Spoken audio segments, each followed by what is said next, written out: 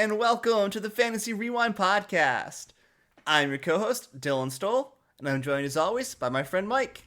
Hey! So today, we're talking Wheel of Time, Season 2, Episode 6, titled... Eyes Without Pity. Eyes Without Pity. Alright, so before we get into our rewind of the episode here, just give out the typical reminders. If you want to get at us on social media, we're on X at Fantasy Rewind, on Instagram at Fantasy Rewind Pod, or if you want to send us an email, it is fantasyrewindpod@gmail.com. Alright, without any further delay, let's dive into the rewind. Fantasy Rewind. Alright, Dylan, episode 6. This one was a bit of a down after the last episode in terms of action, in my opinion. Mm-hmm. But there was a lot of really vital information given out. What were your overall thoughts about this episode? So I couldn't agree with you more with you saying that it was a bit of a down episode as far as action-wise, but it was definitely an up episode for me as in terms of quality, as far as my interpretation of it and how much I enjoyed it, how much I thought that it brought to our Wheel of Time universe that we got here on screen. Whereas, like, last episode was pretty action-heavy with lots of lore coming at you. I thought that this episode did a really good job just illustrating how dire of a situation Egwene finds herself in and how the Seanchan operate a little bit more so than we've gotten so far. And I think that was necessary because, as we know, the Seanchan are here to stay. And so getting an episode that, like, really kind of explores that relationship between what they do to channelers and the Sul'dam and how that kind of runs their empire, I thought was a good use of time, a good use of an episode. What about you? What were your overarching thoughts? I know you said you thought it was a bit of a down one for action, but got anything else? Overall, I would agree with you. I really liked that they did sort of slow down to put a lens on the Seanchan, the Damani, and we got a bit more with the Forsaken as well. Mm-hmm. A little bit more, yeah. I think it's an episode that's gearing up to head into more things. So I liked it. I thought it was good. I'm excited to kind of talk about some of the elements and the choices they made and your thoughts on some of the things they did. For sure. So there's a couple different storylines here we could sort of focus on. We could do Egwene, we could do Nynaeve and Elaine and the Aes Sedai, who I don't know her name and doesn't really matter. Yeah. Doesn't really matter anyway. We could do the Seanchan and the Tower. That's probably the quickest one, in my opinion. We also have the whole for Lanfear storyline and Rand and Mat and Moiraine. A lot of these are really small, so why don't we save Egwene and Nynaeve and them for last? Yeah, let's work our way up with the tiny morsels and then get to the main course. So in this episode, Rand. In this episode, we see Rand sort of pop back into the dreaming, and he's having a conversation with Lanfear. Basically makes a deal with her that he won't see Moiraine anymore, and she's going to assist him. It seems like a tentative alliance at best. Yeah, and I mean, I think that this... yeah, go ahead. Yeah. Go ahead. I was just going to say, I appreciate that they're really trying to build out their relationship a little bit more, but I also don't like that they're making Rand super helpless. But at the same time, I did like as well that they pointed out how Moiraine's sort of pulling strings. Mm-hmm. And that's a big thing with Rand. Lanfear points this out, and it's true that she had Logain sent there, and her reasons are good, but it's the same thing in the book. Like, her reasons most of the time are very good. Unfortunately, it's because she decides to do this without telling anyone, and she's manipulating Rand, that they don't like that. And it's showing up.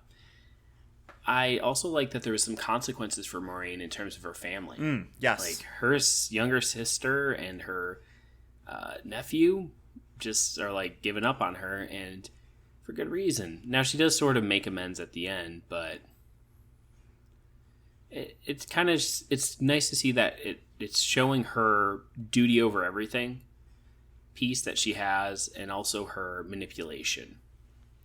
Yeah, I mean, I thought that it was a really good way for Lanfear to ingratiate herself to Rand, and also just kind of vice versa, where Rand's like, "Hey, I'll do you a solid. I'll stay away from Moiraine. Let's team up. You help me. I'll help you.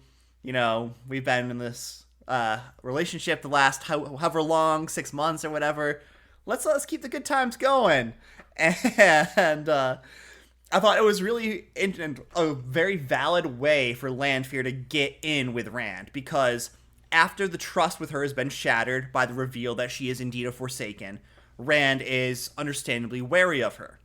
But she ingratiates herself to Rand by pointing out that Moiraine's still playing a game. That Moiraine, although she may be stilled or shielded or whatever, she still has her hooks in Rand and is still pulling those puppet strings. And we know that's a triggering point for Rand. And so that was the right move for Lanfear to get in with him again. And like you said, with Moiraine facing consequences, I think that was great because you see Moiraine kind of burning every bridge she's ever made in this season so far, sending Lan away, sending all her allies away from her, and just doing her own thing on her own. And I think that just shows, like, the consequences she's facing with her family, that Moiraine is starting to have her chickens come to roost, that she's starting to have to deal with these decisions she's made. And is she making the right decisions by isolating herself the way she is? And I think it's clear that she starts to realize that she can't necessarily do this 100% on her own and might need some outside help.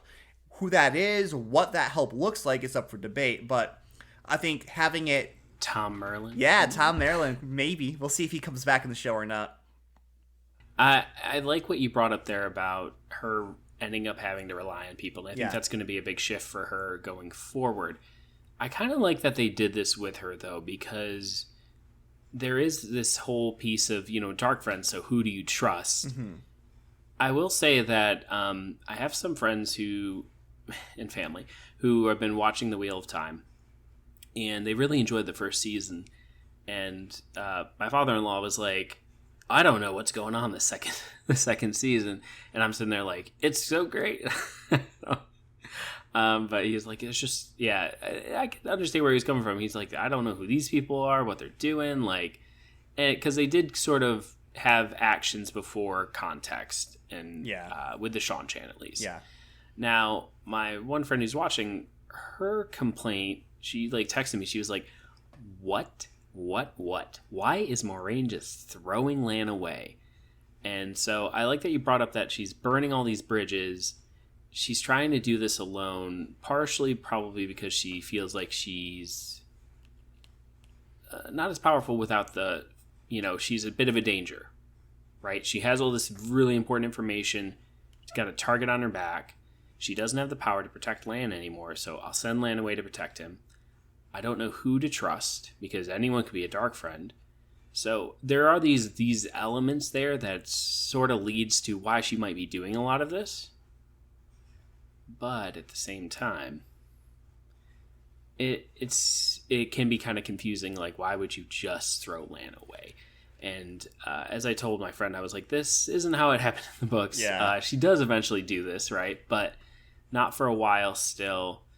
And it was interesting because Lan ends up trying to leave Alana and her warders to go find Sanche, to warn her about the Dragon Reborn. I wasn't quite sure on that one, what was going on with that. Yeah, so just my quick aside here, just on Moiraine throwing Lan away to protect him. That's all well and good and everything, but at the same time, you are now a woman who cannot channel out in the world with the Forsaken targeting you.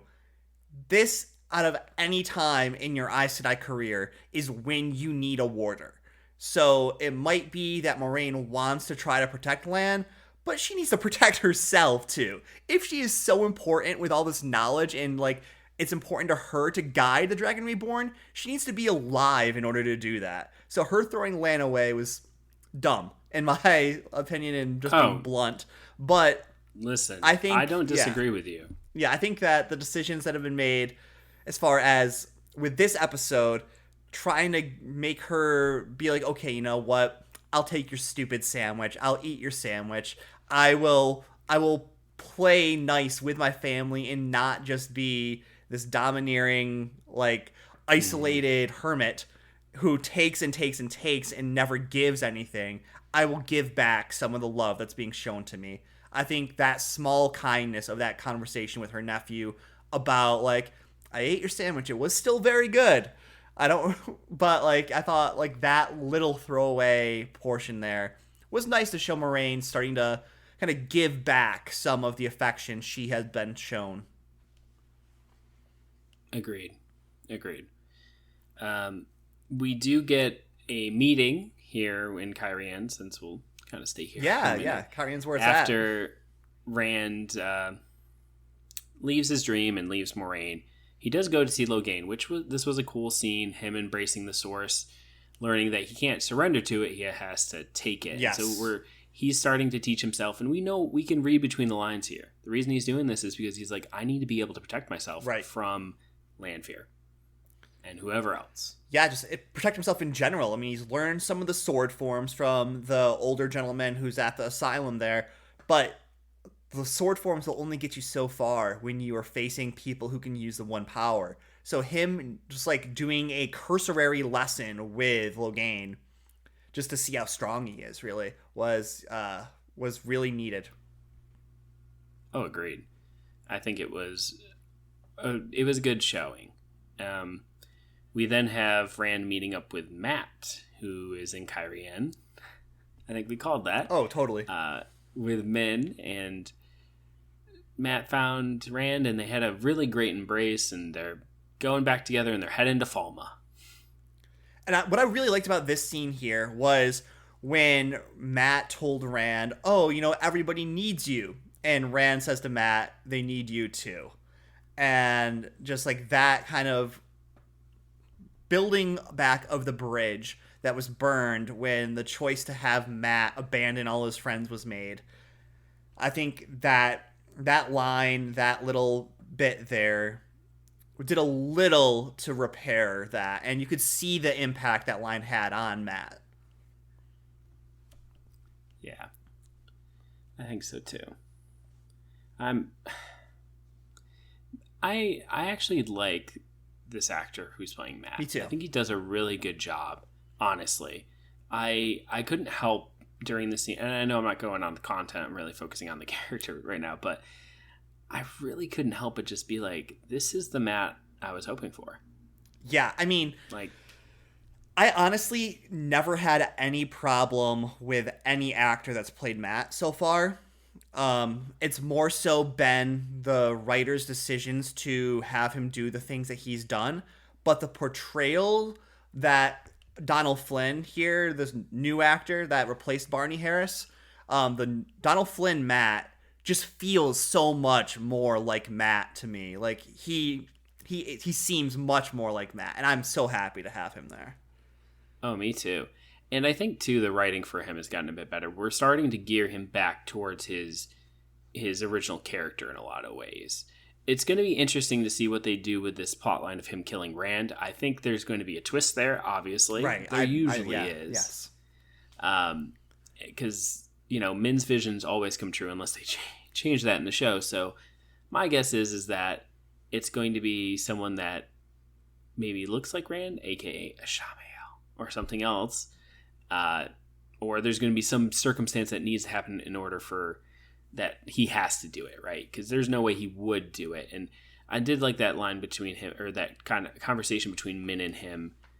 I just kind of wish Min had just been like gone with him almost, you know? Well, you have to realize what happened in that scene.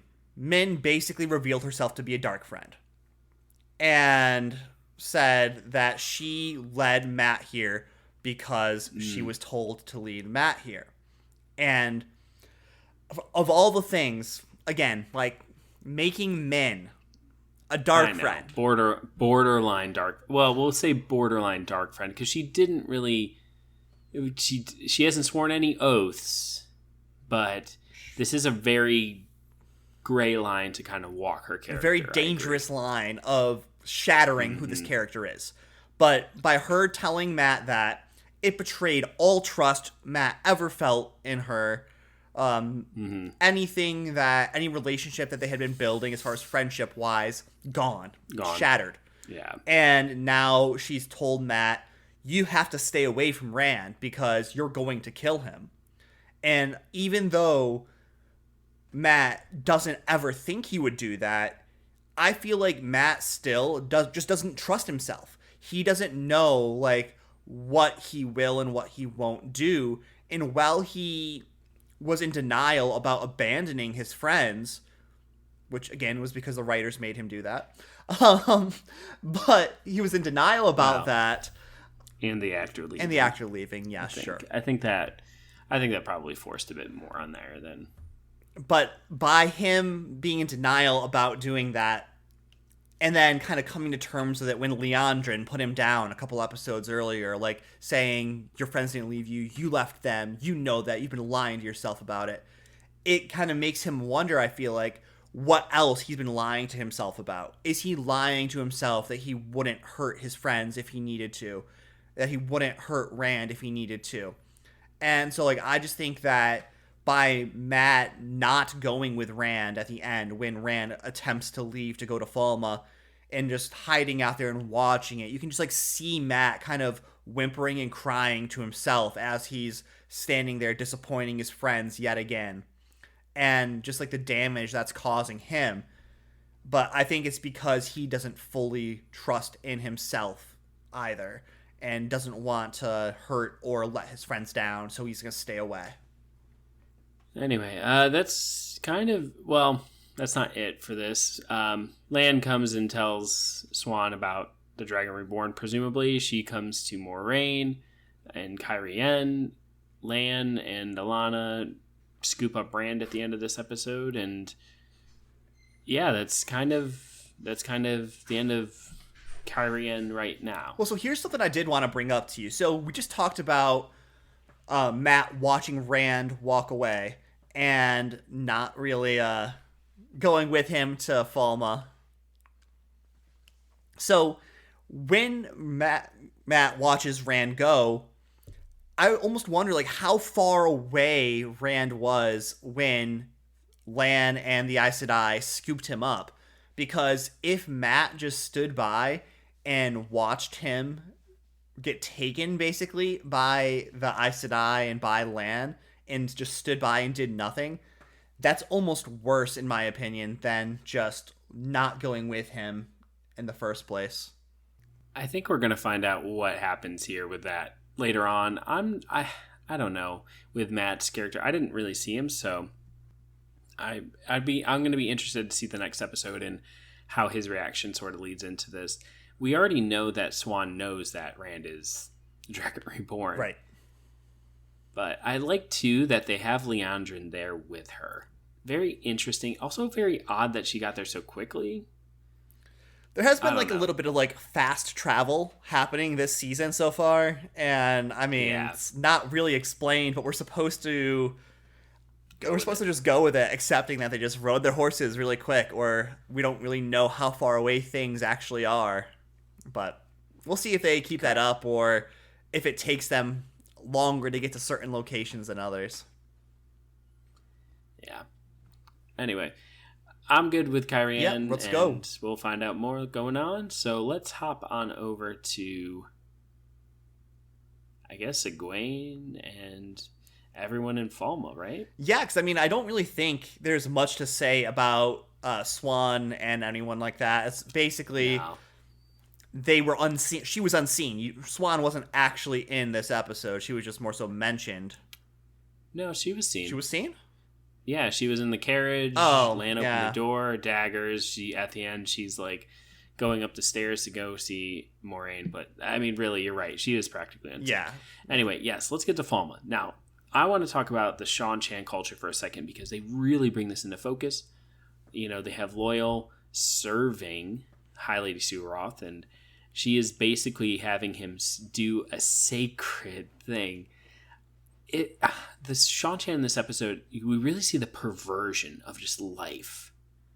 How we would perceive like how you should treat others, right? This episode just shows just their culture and how messed up it is. And I think this was really important, like making Loial sing and grow the tree, and she's doing it until everyone starts looking at it in awe, and then she just starts laughing to, again, bring the attention to her, like, I have control over this. No one cares about this Ogier and what he can do as much as they care about me and my power over him.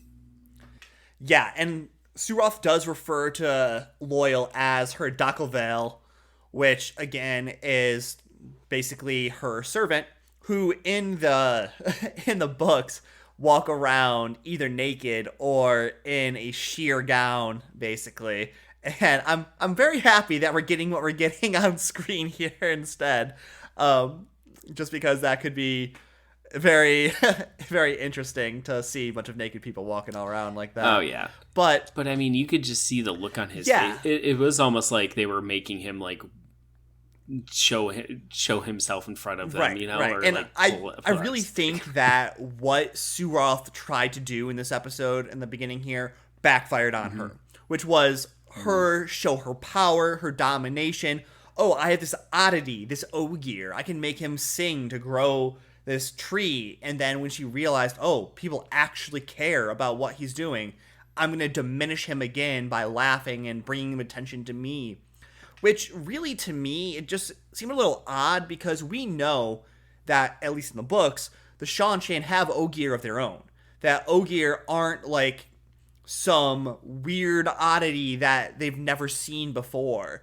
That they have Ogier who actually serve in the army and are some of their fiercest warriors. So, like, having the Seanchan, or at least Suroth, treat Loial in this way was really odd to me. Yes, and also too, how would she know about? They didn't really explain how she would know about the tree singing or anything else, so it does seem kind of odd, like when you start putting a lens on that. Like, well, why would she do this unless she knew about it? Right? You know? Yeah.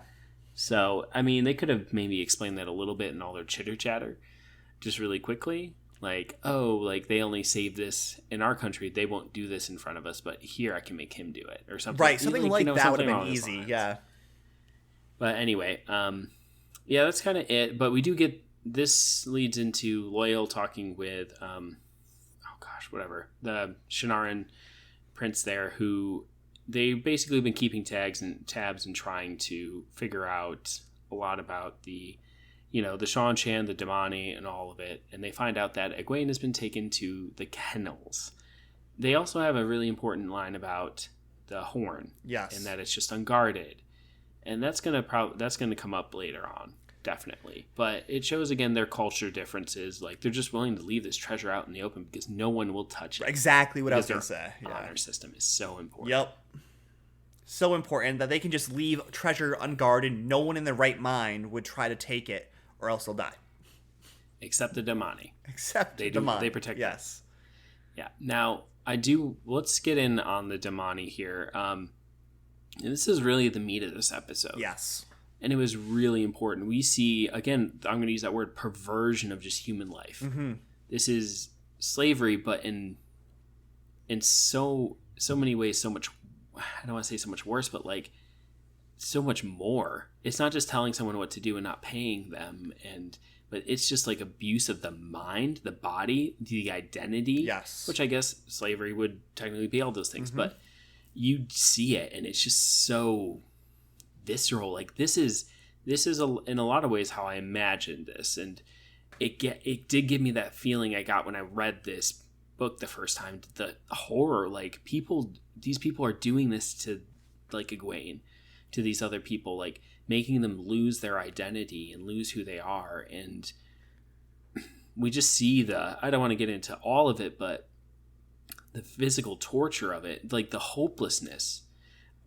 Reading this in the books, I do remember just feeling like so I had so much empathy for Egwene because I was just like, you want to get out, you want to escape, you don't want to lose yourself, but at the same time, they're making it so easy to just give up and give in. And I'm really glad that it was as brutal as it was on the show here, because Egwene, she carries this with her the rest of her life.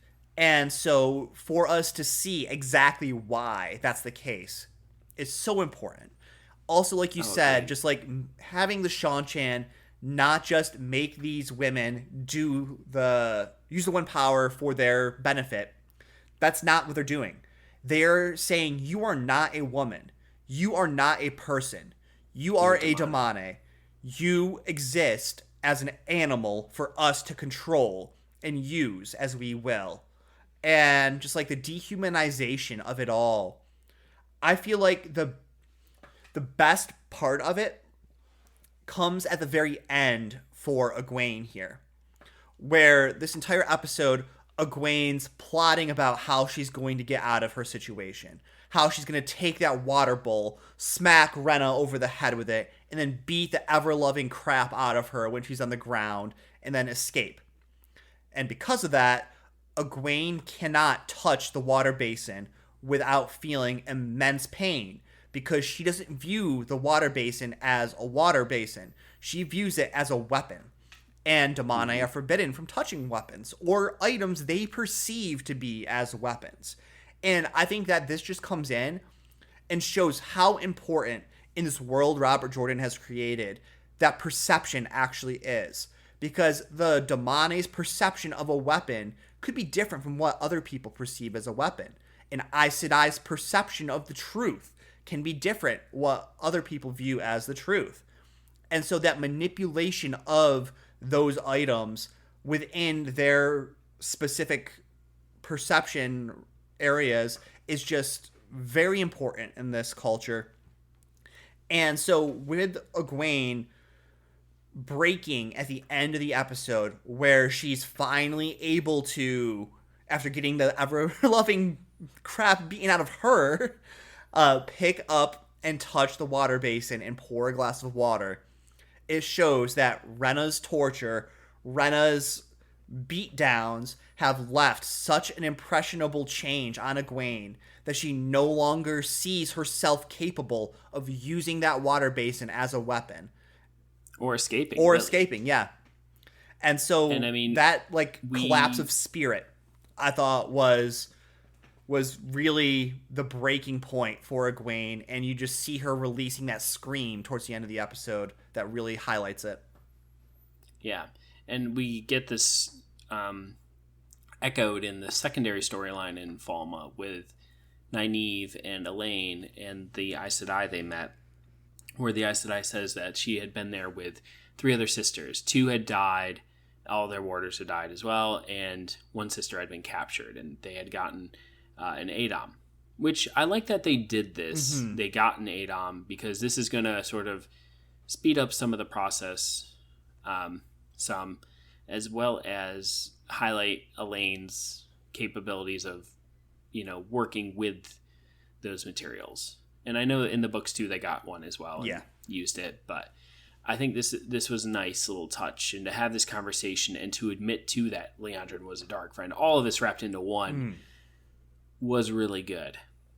I think, them fussing with it, and then she was like, they're going to come, and her and her warder fight them off. And that was a good fight scene, but at the same time, a little odd. Yes, agreed. At the end. Agreed. Because it's like, she was like, oh, just kill me before and then they kill her warder.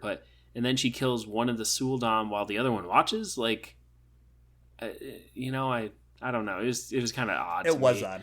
That piece. And I also was really curious watching that scene, as cool and as heart-wrenching as it was to watch.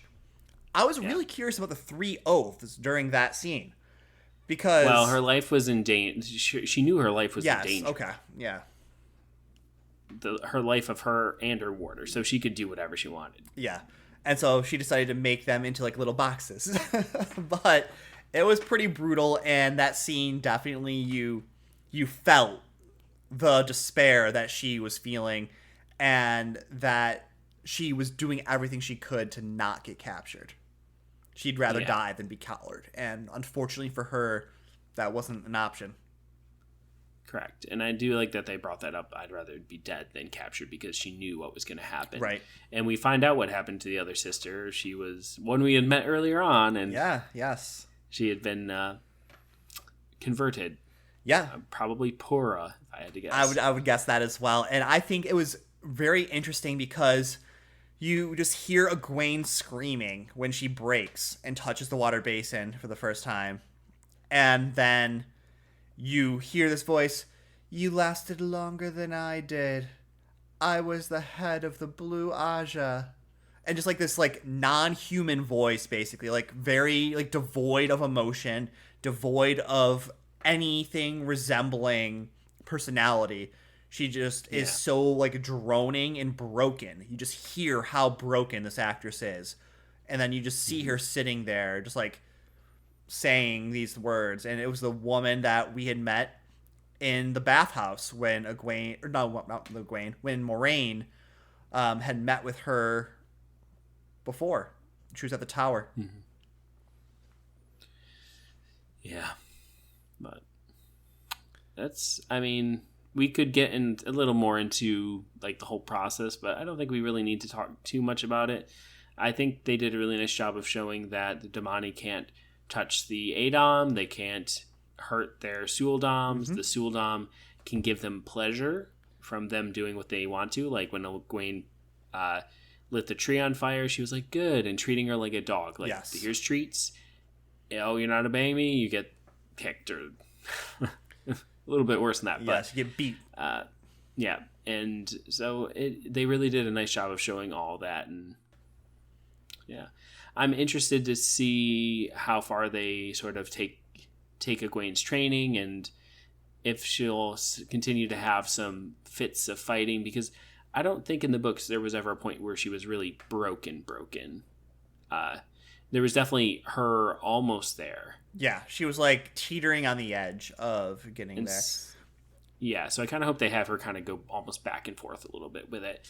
But it'll be interesting to see how she does with the other Damani and Sueldom when she's finally allowed to be taken out.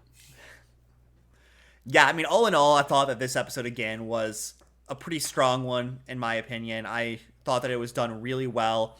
I thought that Madeline Madden, the woman that plays Egwene, did a great job. I thought it was fantastic acting on that part there, and just definitely looking forward to seeing how this season 2 wraps up. All right, but that's going to do it. This is going to be Two Nerds signing off. See you next time. See ya.